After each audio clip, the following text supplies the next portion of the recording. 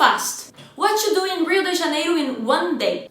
Write down Christ Redeemer, Sugarloaf, feijoada for lunch. In the afternoon, relax in Ipanema beach and drink a coconut water or an acai cream.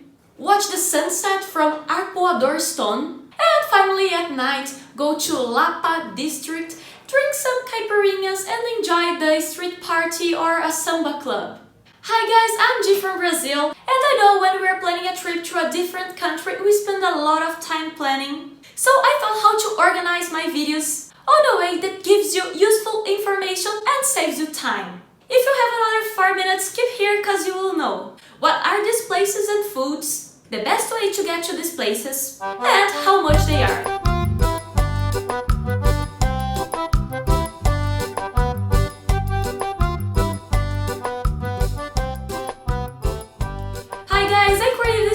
The solution if you are planning a trip to Brazil. You don't need to search in hundreds of blogs and channels. In this place you'll find everything you need to know if you are planning a trip to Brazil. So if you're planning a trip to Brazil, like the video, share with your friends and subscribe. And follow me on my Instagram to get daily tips about traveling in Brazil.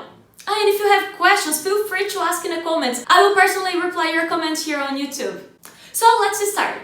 Unless it's cloudy or raining, the Christ Redeemer and the Sugarloaf are musts that you have to visit. First, let's talk about the Christ Redeemer.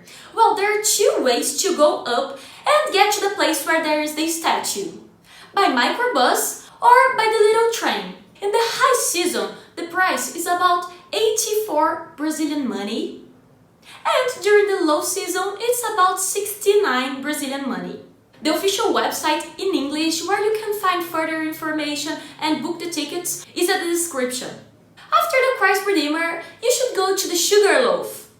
And guys, if you have only one day to be in Rio de Janeiro, I don't recommend you to waste time taking bus or metro. Uber and taxi is pretty cheap, so it's the best way to go to all the places. The Sugarloaf have also a great view of the city. You don't need to buy tickets in advance, you just need to ask your driver to take you to the Sugarloaf, and once you're there it's gonna be easy to find the cashier where you have to buy your tickets. So and how is this tour? So you're gonna get the cable car that takes you to the top of the first mountain. The first hill is called Urca Hill.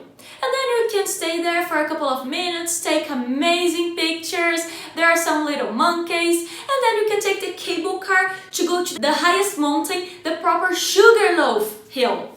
And the view from there is even more spectacular.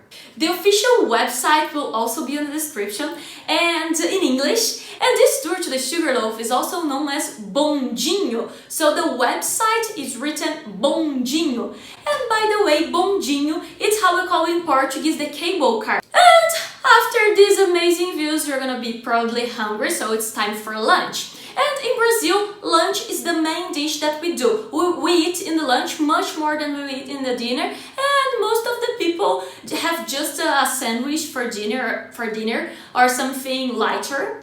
So it's time for feijoada. Feijoada is the national dish of Brazil. Basically, it's black beans cooked with pork meat, and there are the sides. Normally it's a white rice, a green vegetable called kale, and another Brazilian thing called farofa, which is cassava flour. I have a video about feijoada. There are more details there. The price of a good feijoada will be about 50 Brazilian money. After lunch, it's time to relax. So you can go to the beach. You can go to Copacabana, Leblon, Ipanema beach, which is in the same area.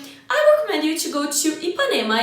It's one of my favorite places. There you can rent a chair, an umbrella, hopefully for the sun, not for the rain, and drink a coconut water or eat a acai cream.